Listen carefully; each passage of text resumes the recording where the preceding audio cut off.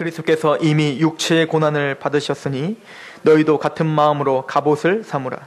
이는 육체의 고난을 받은 자는 죄를 그쳤음이니 그 후로는 다시 사람의 정욕을 따르지 않고 하나님의 뜻을 따라 육체의 남은 때를 살게 하려 함이라. 너희가 음란과 정욕과 술취함과 방탕과 향락과 무법한 우상숭배를 향하여 이방인의 뜻을 따라 행한 것은 지나간 때에 족하도다. 이러므로 너희가 그들과 함께 그런 극한 방황에 다름질하지 아니하는 것을 그들이 이상히 여겨 비방하나 그들이 산자와 죽은 자를 심판하라고 예비하신 이에게 사실대로 고하리라. 이를 위하여 죽은 자들에게도 복음이 전파되었으니 이는 육체로는 사람으로 심판을 받았으나 영으로는 하나님을 따라 살게 하려 함이라. 아멘.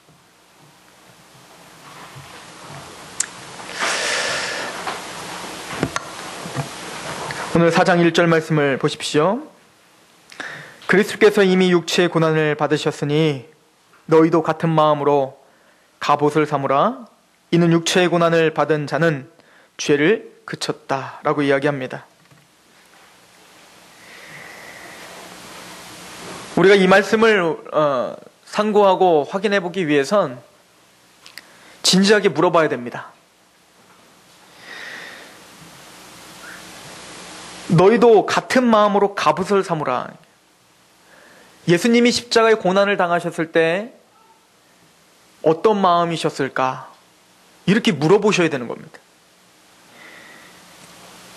예수님과 같은 마음을 품어야 한다라고 성경은 우리에게 이야기하는데 과연 예수님께서 십자가에 달리시기 전에 그 고난을 당하실 때에 뭘 생각하셨을까? 어떤 마음으로 그 고난을 이길 수 있으셨을까? 그 고난을 당하는 그 예수님은 도대체 어떤 태도셨을까?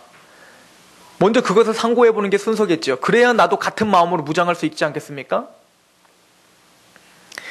겟세마네 동산에서 예수님께서 십자가를 짊어지시기 전에 너무 두려우셔서 아버지 할 수만 있으면 이 잔을 저에게서 좀 제발 옮겨주세요 라고 할 정도로 좀 벗어나고 싶은 그 상황, 암담한 그 상황, 그 고통을 감당해낼 수가 없을 것 같은 그 두려운 상황, 그 상황에서 예수님은 어떤 마음을 가지셨을까?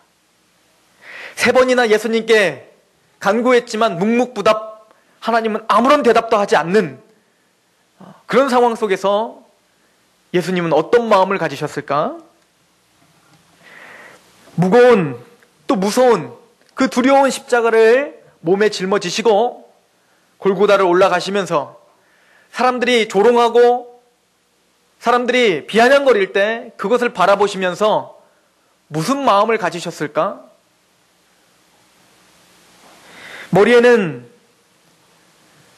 가시면류관을 쓰셔서 온통 피가 흘리시고 저 그저께 손에 뭘 깎다가 잘못해서 이렇게 손에 흠집이 났는데 그것도 아파갖고 죽을 것 같더라고요.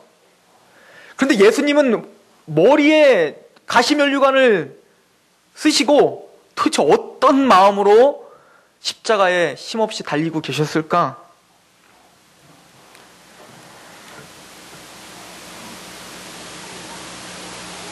자신을 배신할, 자신을 은30에 팔아버릴 사랑하는 제자를 앞에 두고 그의 발을 씻으시면서 예수님 도대체 어떤 마음을 가지셨을까?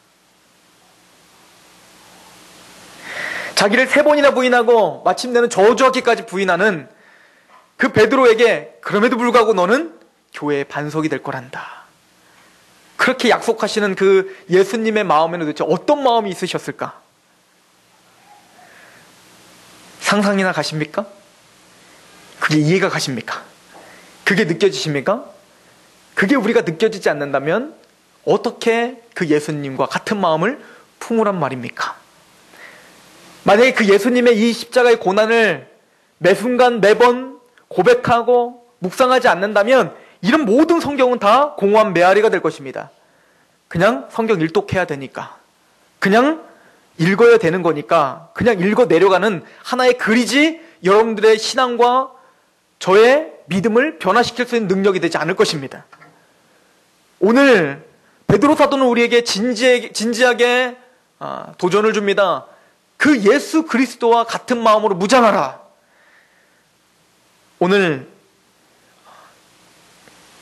설교 시간에 끝나고 집에 돌아가시면서 계속 묵상 한번 해보시기 바랍니다. 이런 상황에선 주님이 어떻게 하셨을까? 이렇게 내가 암담한 상황 속에서, 기도의 응답이 없는 상황 속에서 주님은 어떻게 태도를 취하셨을까? 그럼 답이 나올 것입니다.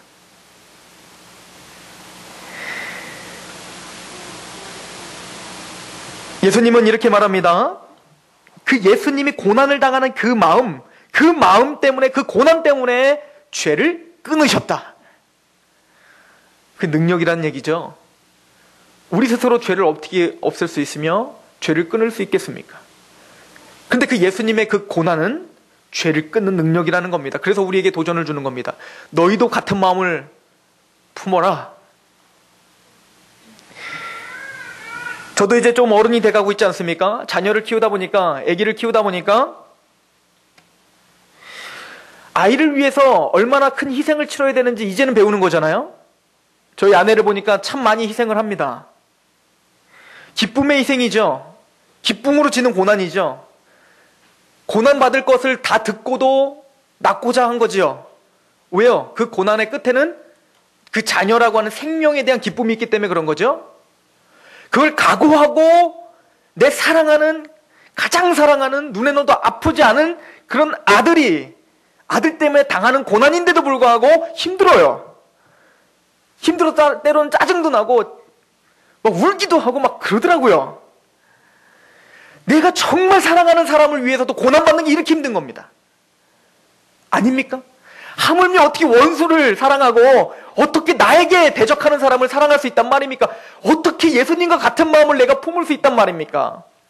요즘엔 제가 느끼는 바가 이거예요. 내 사랑하는 아들도 가끔 짜증날 때가 있는데 어떻게 나랑 상관없는 사람들을 사랑할 수 있고, 어떻게 나에게 욕을 하고 있는 그 교인들을 향해서 축복을 할 수 있단 말입니까? 그런데 베드로는 우리에게 말합니다. 같은 마음을 품어라. 그래서 우리가 깨달아야 될 게 있어요. 그래서 우리가 진지하게 하나님 앞에 무릎을 꿇어야 될 게 있습니다. 그래서 하나님의 사랑을 좀 더 알아야 되겠군요. 그래서 하나님의 사랑이 그 깊음과 높음과 그 어떠함을 내가 깨달아야 되는군요. 그렇지 않고서는 내가 도대체가 싸워 이겨 승리할 수가 없군요. 여러분들은 승리하실 수 있겠습니까? 무미건조한 마음으로 정말 사랑이 나올 수 있겠습니까? 무미건조한 마음으로 지금 오늘 만나는 사람들을 품어줄 수 있겠습니까? 무미건조한 마음으로 세상적인 것을 뒤로 한 채 하나님의 나라와 교회를 위해서 우선순위를 두고 달려나갈 수 있겠습니까? 전혀 그럴 수 없습니다. 그래서 문제는 복음인 거죠.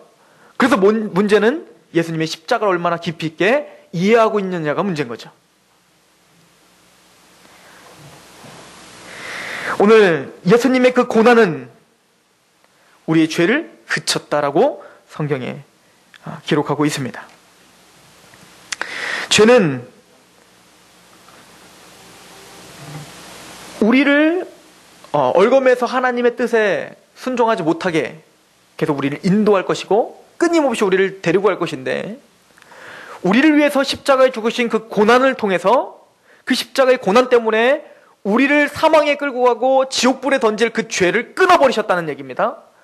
그래서 우리는 그러므로 이제 그리스도 안에 있는 자에겐 결코 정죄함이 없다라고 하는 특권을 받은 자란 말입니다. 그리고 이 말씀은 더 나가서 우리가 실제적으로 죄 가운데 허덕이고 죄를 지을 수밖에 없는 그 연약함 속에 노출되어서 살아가는데 우리에게 실제적으로 죄를 끊을 수 있는 능력이란 말입니다. 답은 십자가입니다. 답은 고난이란 말입니다. 그 어떤 것도 답이 될 수 없습니다. 그 십자가를 얼마나 이해하고 그것을 나에게 얼마나 적용하느냐에 따라서 우리는 오늘도 이만큼 성장해 있는 거예요. 진윤식 목사님이 그런 이야기를 하더라고요. 성경 공부하면서. 그게 저한테는 항상 메아리로 제 마음을 치는 말 중에 하나인데, 10가지 순종을 하기 위해선 100가지 하나님의 사랑을 알아야 된다. 그래야 우리가 움직일 수 있다는 거예요. 이게 성경의 기록입니다. 믿으십니까? 우리가 끊임없이 복음을 강조하고 복음을 우리가 계속 묵상해야 되는 이유가 여기 있는 거죠.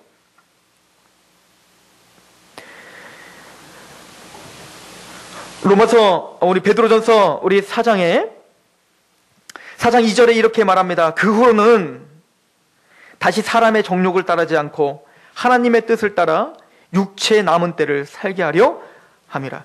하나님이 여러분들을 위해서 고난을 당하신 이유가 뭡니까? 그 목적이 무엇입니까?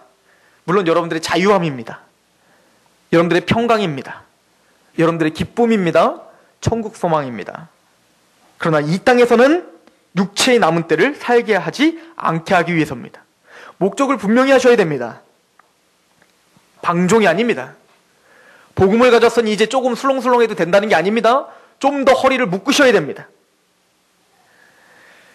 십자가의 복음을 가슴판에 새긴 사람들은 조금 더 태도가 경건해야 됩니다.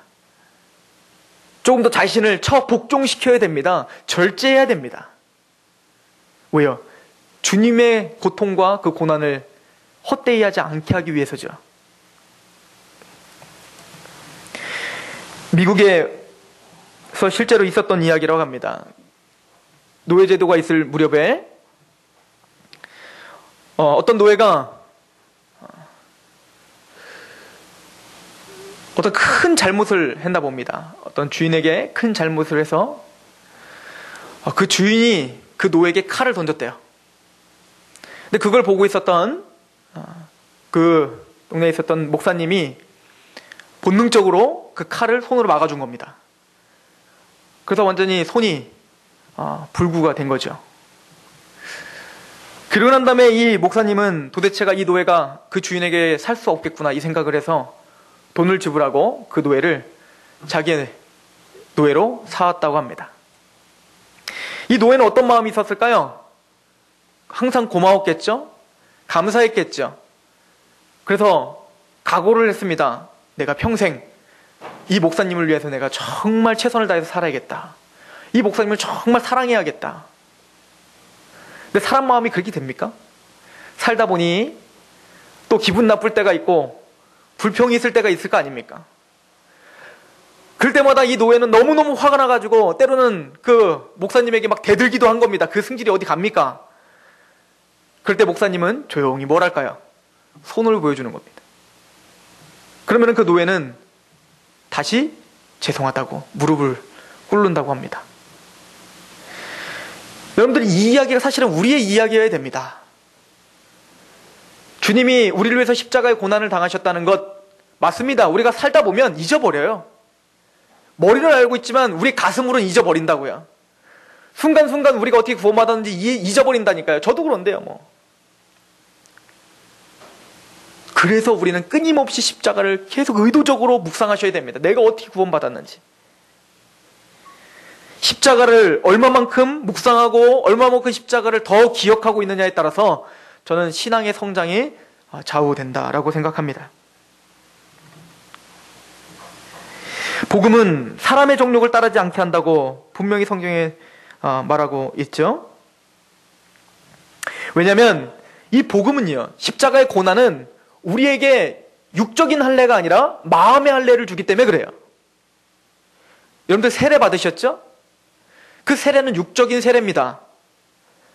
그러나 여러분들이 세례를 받은 이유는 뭐 때문에 세례를 준 거죠? 문답을 해봐서 진짜 영적인 세례를 받았는지 성령 세례를 받았는지 확신이 있는 사람에게 세례를 주는 거죠. 그래서 로마서 2장은 말합니다. 육적인 할례가 다 할례가 아니요 이면적인 할례가 진짜 할례다. 이것은 유대인들에게도 마찬가지라는 거예요. 유대인들이 할례를 받았지 않습니까? 그 할례가 진짜 할례가 아니라는 거예요. 진짜 할례는 마음에 행하라 이라고 신명기에 모세가 이야기했어요. 유대인들에게 말했습니다. 육적인 종교적인 할례가 진짜 할례가 아니라 마음의 할례가 진짜 할례다 이렇게 이야기를 했단 말입니다. 마찬가지로 이것은 우리에게도 적용이 되는 말이죠. 육적인 세례를 받고 세례 교인이 됐다고 복음을 들었습니다라고 하는 그것 자체가 우리를 구원을 보장해 주는 게 아니란 말입니다. 세례를 받았다고 죄산 받는 게 아니란 말입니다. 우리 안에 무엇을 받아야 돼요? 마음의 할례를 받아야 된다 말이에요. 마음의 할례. 즉 복음은 우리에게 마음의 할례를 주는 거예요. 하나님의 말씀은 능력이 있습니다. 날카롭게 우리의 골수와 영을 쪼개기까지 하십니다. 그래서 우리의 생각과 우리의 심성을 완전히 뒤바꾸는 역사를 복음이 하는 거야. 복음에는 능력이 나타납니다. 믿음으로 믿음에 이르게 합니다. 또한 그 의인을 믿음으로 살게 합니다. 마음의 할례가 무엇입니까? 우리 신명기 30장을 보십시오. 신명기 30장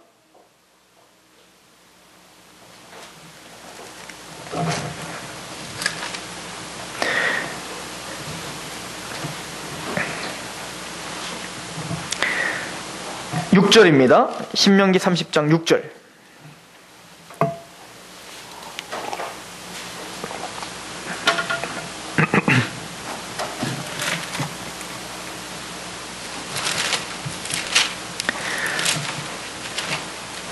같이 봉독합니다. 시작.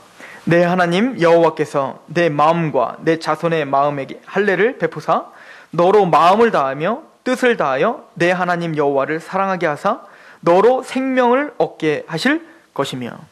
마음의 할례의 그 내용이 뭐라고요? 마음을 다하고 뜻을 다하고 목숨을 다하여 하나님을 사랑하게 만드는 능력이 복음이라는 얘기예요. 복음이 우리 안에 진짜 인침받은 사람은 마음을 다하고 뜻을 다하고 목숨을 다해서 하나님을 사랑하는 사람이 됐다는 거예요. 이게 마음의 할례를 받은 증거입니다.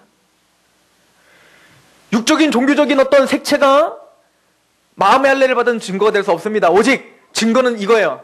내가 하나님을 진짜 사랑하게 됐는가예요. 그래, 예수님이 나를 위해서 십자가에 죽으셨지. 내 죄가 간과해졌지. 그래서 뭐 하자는 겁니까? 내 마음이 정말 그 하나님에 대한 사랑으로 불타고 있느냐? 이것이 마음의 할례를 받은 사람의 특징입니다. 이거는 벗어날 수가 없어요. 이것에서 벗어났다면 이미 그 사람 마음의 할례가 안 받은 거예요. 인정하십니까? 이것이 성경이 우리에게 주시는 메시지입니다. 즉 복음을 알고 있다면 하나님을 사랑하게 됩니다. 우선순위가 하나님에게로 가 있단 말입니다. 복음으로 정말 예수 그리스도의 그 희생을 내가 마음속으로 믿고 있다면 우리는 성경이 말장난이 아니라면 하나님 앞에 우선순위가 돼 있다는 거야. 질투하시는 여호와께서 여러분들이 만약에 하나님 외에 다른 것을 우선순위로 둔다면 하나님은 여러분들이 힘들게 하실 겁니다. 고난을 주실 겁니다. 왜요? 마음을 다하고 뜻을 다하고 목숨을 다하여 여호와 하나님을 사랑하게 만드셔야 되기 때문에 그렇습니다. 믿으십니까? 오늘 본문을 다시 한번 가보십시오. 베드로전서 4장을 다시 한번 가보세요.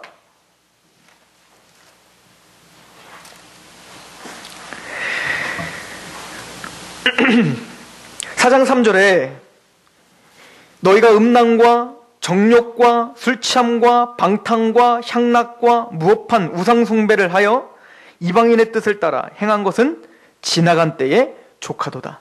세상 정신은 지나간 때에 족한 겁니다. 예수 그리스도로 말미암아 마음이 할례를 받은 사람은 이 세상 정신을 버려버린 사람이 됐다는 거예요. 음란과 정욕과 술 취함과 방탕과 이 모든 마음으로부터 시작되는 하나님을 대적하는 마음들을 적극적으로 손을 대야 된다는 얘기입니다. 그러면 우리가 하나님을 사랑하고 뜻을 다해서 하나님의 우선순위로 달려나갈 때 반드시 찾아오는 현상이 하나 있다는 거예요. 그 현상이 여러분들 주위에, 제 주위에 나타나나 안 나타나나 한번 시험해 보십시오. 우리가 이 방탕과 내가 그렇게 막 술 마시는 것 같지도 않고 내가 뭐 그렇게 이렇게 돈을 사랑하거나, 제가 봐도 우리 교회 성도님들은 왜 이렇게 돈을 막 좋아해서 무슨 막 돈에 막 노예가 돼갖고 막 돈 벌고 싶어 죽겠고 막 이런 분은 없는 것 같아요. 제가 봐도 다 건전하십니다. 속은 모르지만. 네. 그러나 우리가 말하는 이 세상을 따라 살지 않는다면 반드시 나타나는 현상이 있어요. 성경은 항상 이 어떤 우리의 태도, 이 신앙적인 태도와 이것을 항상 같이 말하거든요. 그게 뭔지 읽어보겠습니다. 4절 시작. 이러므로 너희가 그들과 함께 그런 극한 방탕에 다름질하지 아니하는 것을 그들이 이상히 여겨 비방하는 역사가 반드시 일어납니다. 안 나타나거나 안 나타날 수도 있지 않습니까? 아니요. 반드시 나타납니다. 믿지 않는 사람들 여러분들 이상하게 봐야 돼요. 제가 가끔은 저는 설교를 하고 제가 제 설교를 잘 안 보거든요. 민망해서. 근데 이제 제가 안산에서 청년부 설교를 한 내용이 있어서, 로마서를 설교한 내용이 있어서 제가 뭘 좀 확인하려고 보다 보니까 결혼하기 전이었는지 아주 말도 더 빠르고 그리고 아주 그냥 막 용감하게 막 그냥 막 내질르더라고요. 막 무조건 막 헌신하고 막 복종하고 막 고난 당하고 막. 근데 그 중에 저한테 좀 회개하게 하는 메시지가 하나 있었는데, 제가 이렇게 선포하더라고요. 로마서에 있는 그대로를 읽어주면서 뭐라고 얘기하냐면, 당신 주위에 당신을 이상하게 여기거나 당신이 예수님을 믿는 데 있어서 전혀 걸림이 하나도 안 돼. 그럼 이미 당신은 크리스찬으로서 포기한 것입니다. 무슨 얘기죠? 우리가 진짜 복음을 위해서 하나님 말씀대로 그대로 살려고 정말 전심을 다해서 우리가 살고 있다면 반드시 세상과 부딪히게 돼 있다는 거예요. 반드시 믿지 않는 사람과 부딪히게 돼 있다는 거예요.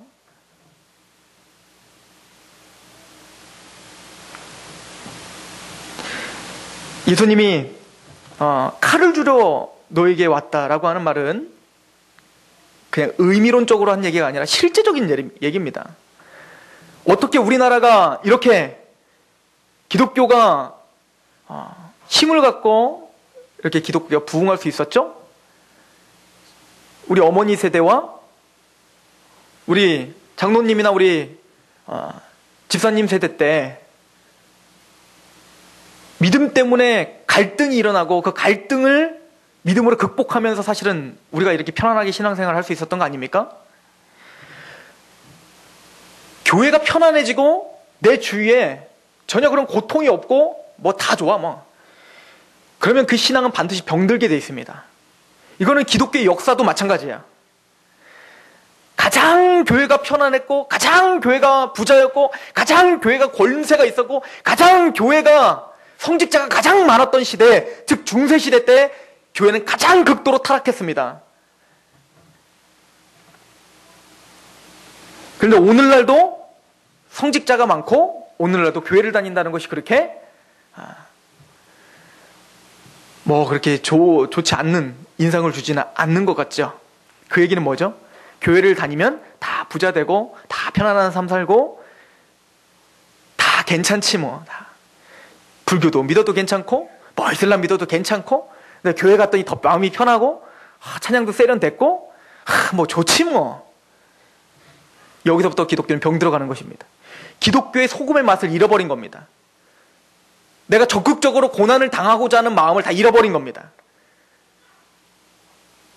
복 받으셔야 된다고 저는 항상 말합니다. 복 받으셔야 됩니다. 그러나 그만큼 고난도 당해야 된다고 하는 그 정신이 사라지면 병이 걸리는 거예요. 제 얘기를 하고 있는 겁니다. 제 얘기를.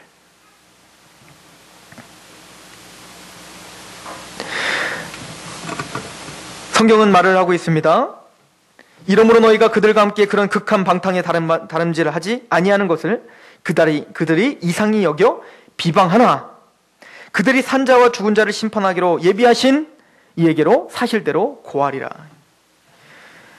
우리가 고통을 당하고 때로는 사람들에게 비방을 당하는 일들을 우리가 겪고 참 바보 소리 듣는 거예요. 여러분들 말씀 그대로 한번 살아보십시오. 저도 그렇게 그대로 살아본 적이 없어요. 예수님이 말씀한 그대로 한번 살아본다고 한번 상상을 해보세요. 오른뺨 때리면 왼뺨 돌려대고 욕하면 축복하고 욕하면 즐거워하고 여러분들 무시하면 그들을 위해서 축복하고 그들을 더 세워주고 사기 당하면 상기 당하고 꺼달라 하면 그냥 꺼주고 안 갚아도 그냥 그 애를 잊고 용서하고 자기는 궁핍해지고 성경에 있는 그대로를 제가 말씀드린 거예요. 예수님이 꿔주는 자를 다 꿔주라고 하고 막 그러잖아요. 손깍지를 당해도 싸죠. 바보죠. 저러고 어떻게 세상을 사나. 그런데 성경은 이렇게 얘기합니다. 그리고는 굉장히 무서운 이야기를 합니다. 그들이 산자와 죽은 자를 심판하기로 예비하신 이에게 사실대로 고하리라. 이게 무슨 얘기죠? 그 비방한 그 손가락질한 그 사람들은 반드시 하나님의 심판대 앞에 서서 자기가 행했던 그 모든 손가락질과 모든 악과 그 모든 폭행과 그 모든 음란과 그 모든 방탕을 하나님 앞에 직고하게 될 것이다. 자백하게 될 것이다. 하나님을 무시하고 하나님 우선순위로 두지 않고 하나님 앞에 범죄했던 그 모든 것들을 내 입으로 하나님 앞에 직고하는 날이 반드시 있을 것이다. 그 두려운 날이 있기 전에 회개하고 돌아오라는 얘기입니다. 이게 저에게는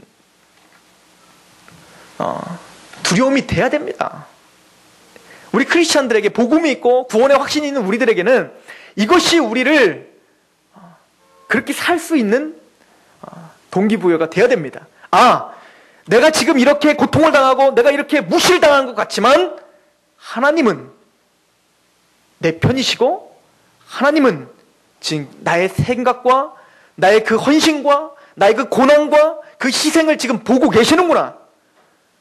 나를 손가락질하는 저 사람은, 나를 실족하게 하는 저 사람은 마태복음에 있는 말씀처럼 목에 연자맷돌을 매달고 지옥불에 물속에 던져지는 것이 훨씬 난 거구나.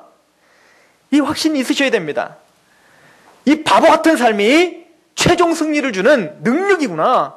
이것이 하나님 앞에 승리하는 삶이구나. 손양원 목사님이 바보가 아닌 거구나. 손양원 목사님이 자기 두 아들을 죽인 그 원수를 양아들로 삼았을 때 그 수많은 사람들은 그 시대에 살았던 사람들은 손가락질했죠. 그러나 역사는 증명합니다. 그 손양원 목사님의 신앙이 위대한 것이라고. 마찬가지입니다. 오늘날 만약에 여러분들 주위에 손양원 목사님이 있다면 여러분들 손가락질 안 하겠습니까?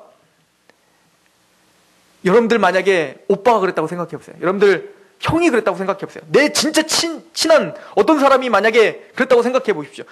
이거는 말이 틀려지는 겁니다. 그만큼 우리는 병들어 있다는 얘기예요. 이혼, 또 요즘에 아이들이 계속 끊임없이 학교에서 문제가 되는 것처럼 자살이 성행되고, 또 끊임없이 하나님 말씀을 대적하며 현대 문물을 좀 더 편해지자고 만들어진 그 현대 문물들이 사람들을 더 방탕으로 끌고 가는 이 시대 가운데 우리가 과연 하나님의 말씀을 사모하는 사람으로서 오늘 우리가 어떻게 살아야 됩니까? 그것이 우리의 숙제가 되어야 될 줄로 믿습니다. 한번 보십시오. 우리 베드로전서 4장 우리 6절을 한번 읽어보겠습니다. 같이 봉독할까요? 시작. 이를 위하여 죽은 자들에게도 복음이 전파되었으니 이는 육체로는 사람으로 심판을 받으나 영으로는 하나님을 따라 살게 하려 함이라. 자, 이 이야기는 난해 구절 중에 하나죠. 여러분들 혼자 한번 읽어보셨으면 이게 무슨 말인지 잘 모르셨을 거예요. 이를 위하여 죽은 자들에게도 복음이 전파되었으니 이는 육체로는 사람으로 심판을 받으나 영으로는 하나님을 따라 살게 하려 함이라. 이 이야기는 예수님의 마음을 같이 품은 사람들이 자기의 삶 가운데서 고난을 달게 지었던 사람들을 말하는 겁니다. 그 사람들에게는 비방을 당하고 손가락질을 당했습니다. 그러면 그 사람들은 모든 사람들처럼 아담이 범죄함으로 죽음이 찾아와서 육체적으로 죽임을 당하는, 우리 다 심판받는 거거든요, 사실은. 여러분들 죽음이 얼마나 슬픈 일입니까? 아무리 여러분들 구원받은 하나님의 사람들이 내 자녀가 만약에 구원받아서 천국 간다고 하더라도 여러분들 그 장례식장에서 웃을 수 있으세요? 웃지 못하잖아요. 왜 그렇죠? 그만큼 죽음이라는 건 우리에게 고통이 따르는 거야. 그게 죄의 값입니다. 그래서 육체가 죽임을 당하는 것은 모든 사람들이 지금 죄값을 받는 것처럼 우리도 심판을 받는 겁니다. 즉 예수님을 믿고 고난 가운데 살았던 사람들도 똑같이 심판을 받아 다 죽임을 당했어요. 육체로는 죽임을 당했어요. 그러나 그 사람들이 어떻게 됐다는 겁니까? 영으로는 하나님을 따라 살게 하려 함이라. 그들은 영생을 얻었습니다. 그들은 하나님의 면류관을 얻었다는 얘기입니다. 즉 하나님은 공의롭게 심판하셔서 우리의 최종적인 승리를 주시고 반드시 그 면류관을 우리에게 씌워 주시겠다라고 이야기합니다.